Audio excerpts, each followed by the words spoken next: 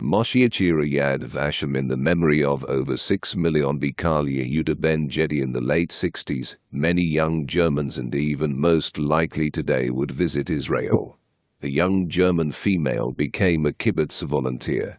Over time, she fell in love with a young Israeli kibbutznik, a soldier. Obviously, she wanted to convert to Judaism and did so. They immediately got married and within a year gave birth to a beautiful Jewish Israeli boy. Her father invited to spend some time with his grandchild at the kibbutz. He was treated like royalty and given an intensive tourist visit all around Israel. Part of his stay involved visiting Yad Vashem. During his walking around, he suddenly fainted. At that time, Yad Vashem manned by Holocaust survivors, who rushed to his aid and helped him up. He was transfixed by one of the pictures of staff at a concentration camp.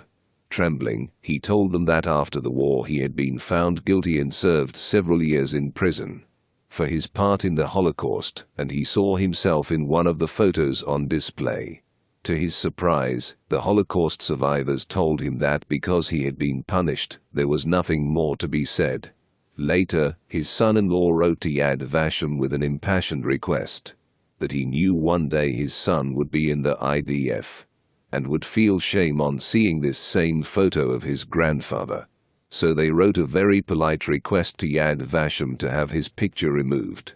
Yad Vashem wrote back an equally very polite letter, stating that to do so would be rewriting events.